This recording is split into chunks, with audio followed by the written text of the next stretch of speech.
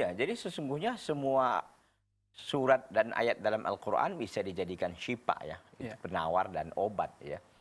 Tapi kita katakan begini, coba kita jamak juga, kita kumpulkan dengan medis ya. Jadi tidak hanya juga ruqyah begitu. Terkadang orang sakit panu umpamanya.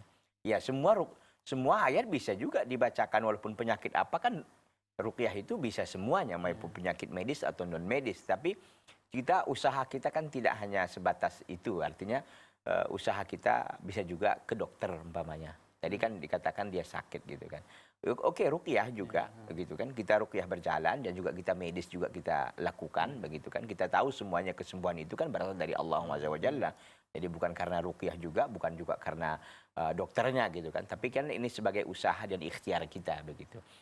Kalau mau ruqyah-ruqyah yang lain sebenarnya bisa juga dibaca, semua ayat Al-Quran itu bisa dibaca, tetapi ada hadis memang dalam riwayat Muslim, kita membacakan 3 kali bismillah, bismillah, bismillah, kemudian dikatakan a'udzubillahi wa qudratihi min syarri ma ajidu au hadir.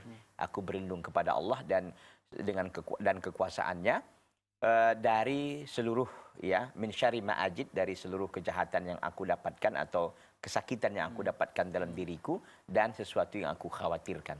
Ini kita baca. Jadi ada ulama juga mengatakan kalau dikatakan doa itu dengan media air, artinya dibacakan di air minum begitu kan, lalu diminumkan juga tidak ada masalah. Atau tadi itu dibacakan bismillah, bismillah, bismillah, a'udzubillahi wa qudratihi min syarri ma ajidu au hadir, begitu di tempat yang sakit bisa juga, atau dibacakan doa yang biasa kita baca ya, bismillah Allahumma rabban nas adhibil ba'sa ishfan tasyafi la shifa illa shifauka shifaan la ghadru saqaman, atau kita baca apa nama ayat Al-Qur'an ya yang terus-menerus dan kita niatkan memang untuk ruqyah. Jadi memang innamal a'malu binniyat kan begitu. Jadi kita membaca Al-Qur'an itu kita niatkan untuk meruqyah dan untuk menyembuhkan apa namanya ini penyakit yang sedang kita derita. Jadi mudah-mudahan kalau ini dilazimkan dengan keyakinan yang kuat bahwa segala obat itu, segala penyakit itu pasti ada obatnya, ada penawarnya yang diberikan oleh Allah Azza wa Jalla.